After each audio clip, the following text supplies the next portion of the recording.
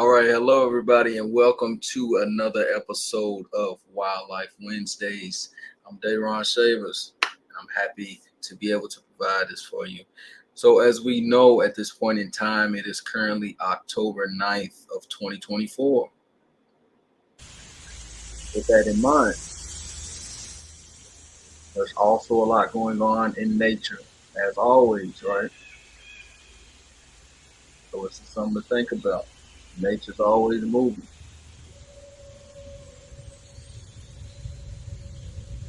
right?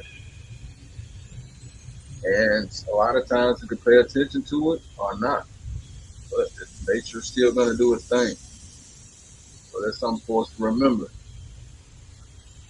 Before we start off, let's take a deep breath in, deep breath out. Deep breath in, deep breath out.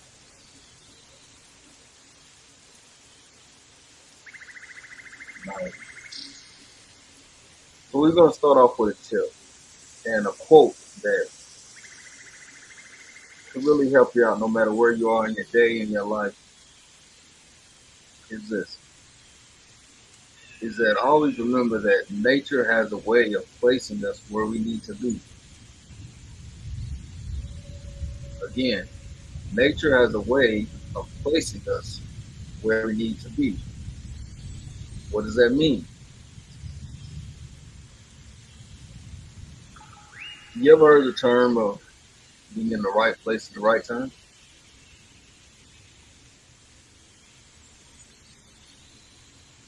Prime example.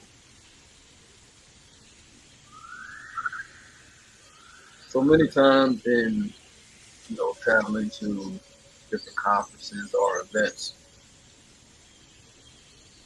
many times there were weather delays, whether for the flight, whether for the drive, different occasions. And I used to think to myself, man, this is really gonna set me back. This is really going to, halt my progress, right? Trying to get somewhere that I had on my schedule, and now, with whether it was a thunderstorm, right, a snowstorm, a heat wave, right, all of these things within nature. And I used to get down on myself then. However, after going through those situations and overcoming those obstacles, within that process and afterwards, I realized that, okay, I'm exactly where I'm supposed to be. So, though I may have had a delayed flight, I got exactly to where I was supposed to be when I was supposed to be there. And with that, you never know who you'll meet, right? A delayed flight, you might have to change your flight time, may actually lead you to meet somebody who's going to help you in their life, or you can help them in their life.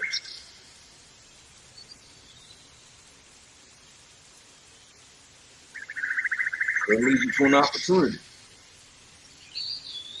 You could have a conversation with someone that has an amazing opportunity, and they're looking for someone just like you in order to make that happen. And you could be looking for someone just like them that they can help make it happen. So then you work together, right? So this is, think of like a joint partnership.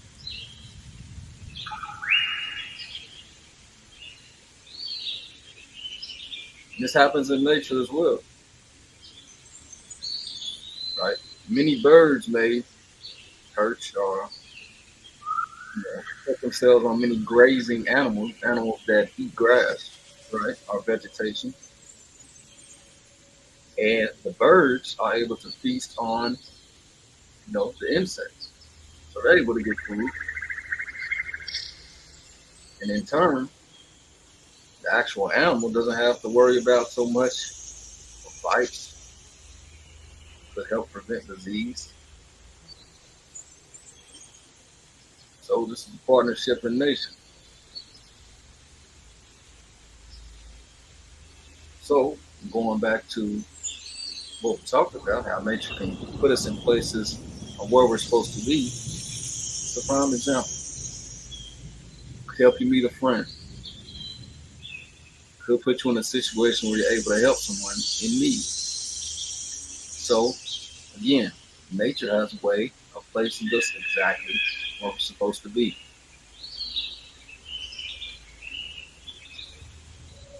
All right. Now,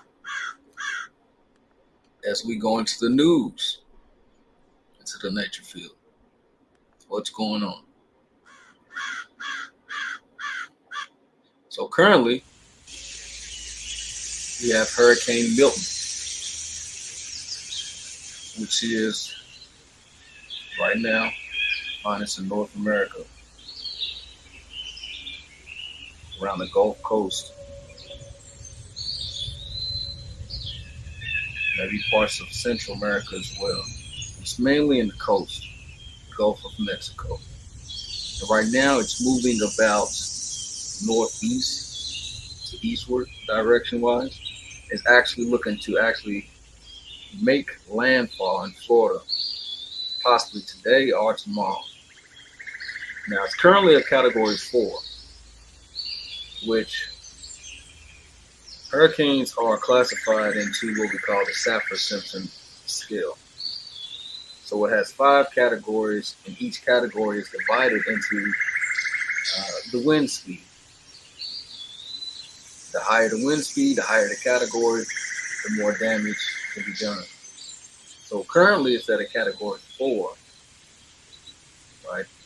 And supposedly, according to many sources, it's actually supposed to get down to a Category 3, which would still cause damage, of course. And currently there's an evacuation call going on in many parts of Florida. So supposedly one of the main cities that can currently be in what we call the eye of the storm, the hurricane, is Tampa. So there's currently evacuation orders for people to leave.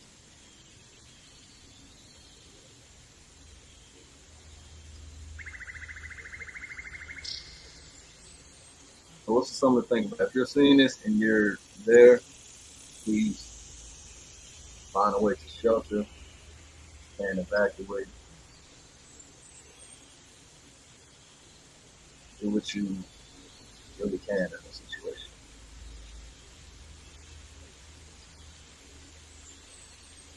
All right.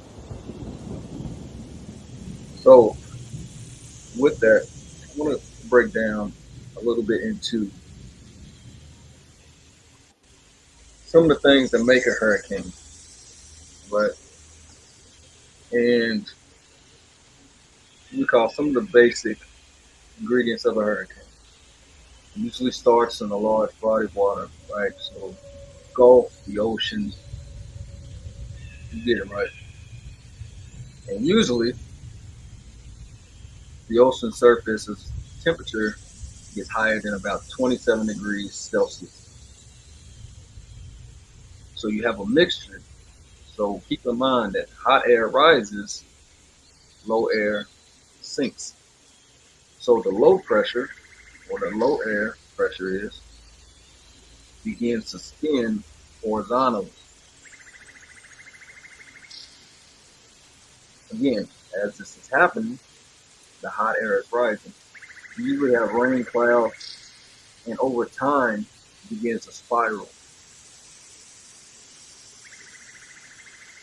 But this is nature at work. And as it begins to spiral, it begins to move in a direction. Now, what determines the direction is a good question. It begins to move, right? And as it begins to go, many times it becomes stronger. So that's where we have the categories. And in some instances, this is what we call the Fujiwara effect. Many hurricanes can actually combine to become stronger. So if there's two hurricanes, right, in close proximity, close to each other, they can actually combine.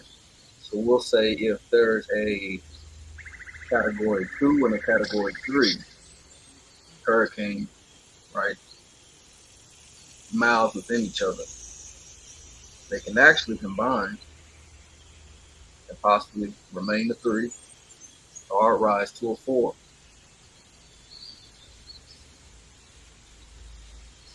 It's nature we're talking about.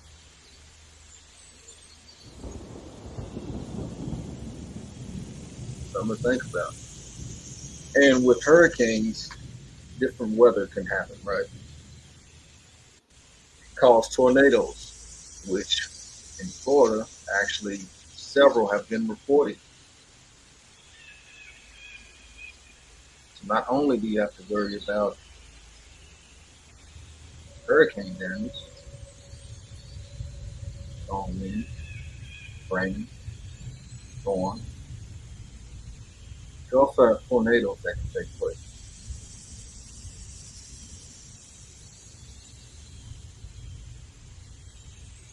Many storm surges can happen within the area, within the radius of the actual hurricane.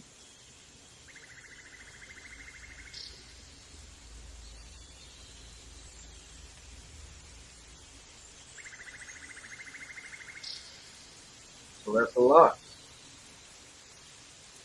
So this is one of the reasons that the evacuation call was ordered.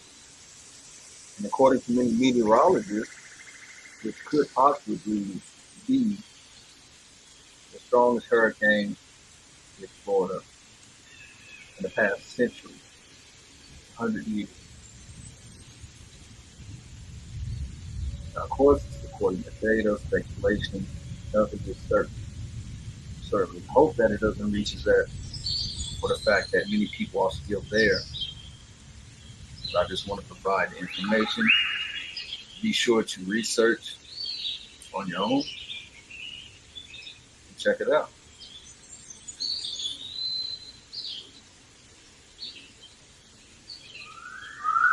So our hearts go out to those in the affected areas.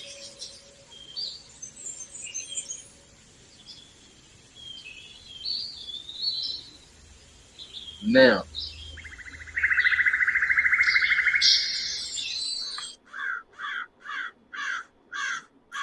we're actually going to transition to our animal of the day. What's the animal of the day? An amazing one indeed. The elephant.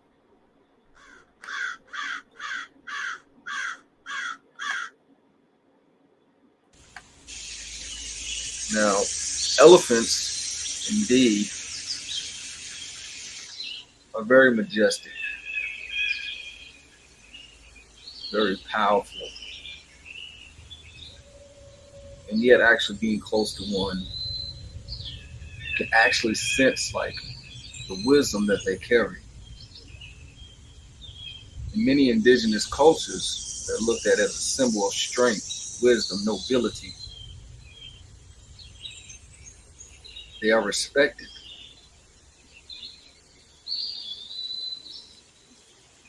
Some cultures may be actually looked at as deities.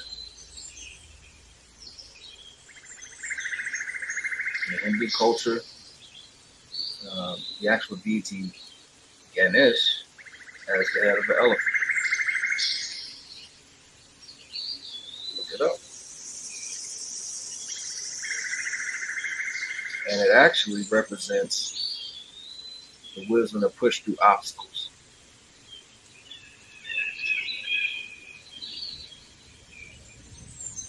So as we're circling back to our elephant, keep in mind the wisdom that they have. Very beautiful. And there's three species, yet two types of elephants right now. Throughout history, many say that they derive from the woolly mammoth. That's another type of topic, and we'll get to that. So right now we have the Asian elephant and we have the African elephant. So the African elephant usually have larger ears, and their ears are a type of ventilation, kind of like their own personal fan. So just think, elephants out in Africa, right? A lot of times are out in the open sun. So to keep themselves cool, they use their ears to fan themselves off. They also use their trunk as a type of fountain. So actually, they'll go to a body of water, use their trunk, right, draw up water, and then actually will spray themselves. And this helps to keep them cool. So when they do this, they actually have, as I said, imagine spraying water on themselves and then actually cooling off or fanning themselves with their ear.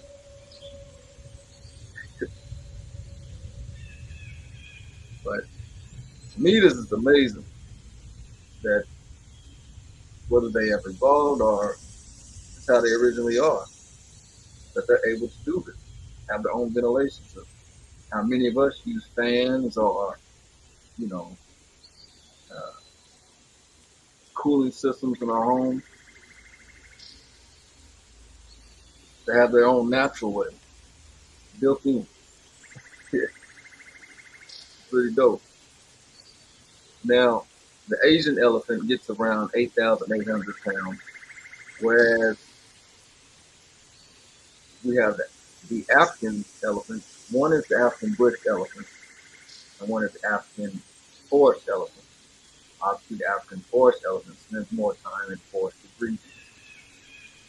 So, the African bush elephant, you get anywhere between 6,000 to over 12,000 pounds.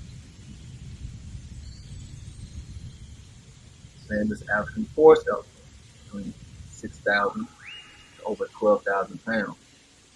Now, this is huge,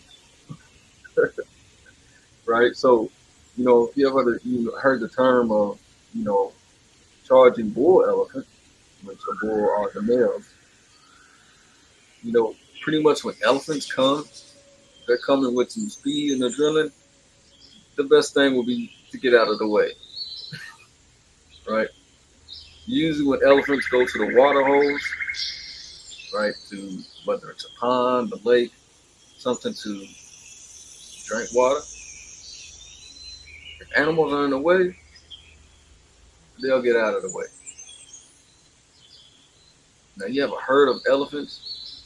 I'm talking about 12,000 pounds coming. It might be a smart idea, right? So this just shows again, like the wisdom, the strength, and nobility that many indigenous cultures view them as, and how they're actually perceived in nature.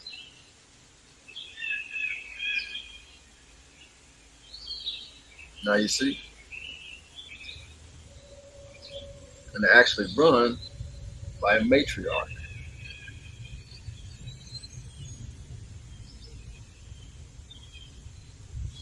Nature and organization. And it's funny because within nature, it's like they have their own way of showing each other respect.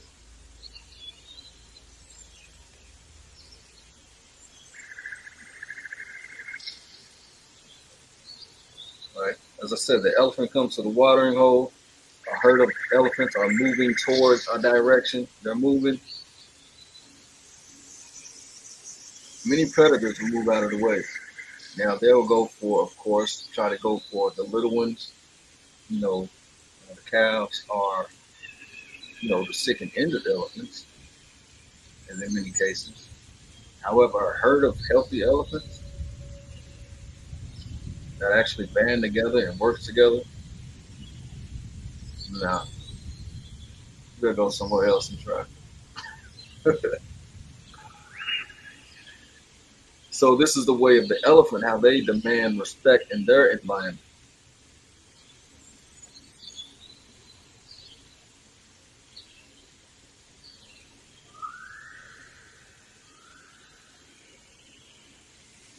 Interesting, right?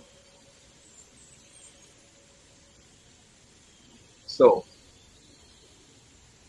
remember, the elephant is a very wise and strong animal, also known as a gentle giant. However, probably not a good idea to anger an elephant or stand in the way of a charging herd of elephants.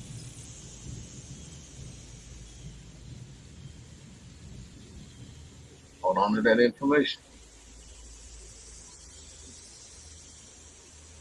All right. And just to recap, again, we went over kind of the situation with Hurricane Milton and pretty much how a hurricane, the ingredients for a hurricane. Remember, ocean surface temperature around or over 27 degrees Celsius. You have that low pressure that begins to move horizontally, kind of in a spiral direction. And then we have the hot air that actually rises, or as we'll say, a rain cloud. And over time that forms, formation of a hurricane.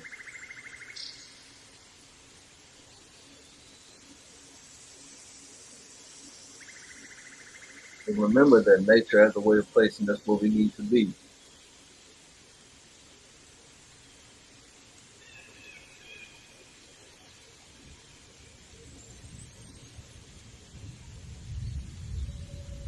And if you think about it, a hurricane, a charging elephant, you do not want to stand in the way.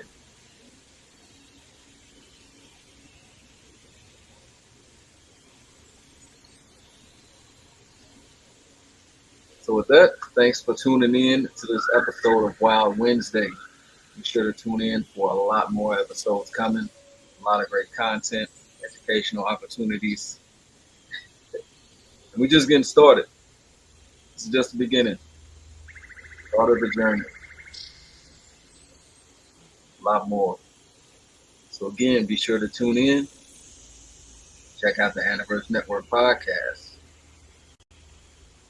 And I'll see you on the next episode.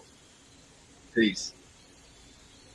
Aniverse Now Enterprises, an animal health organization, is committed to fostering harmony between animals, nature, and humans.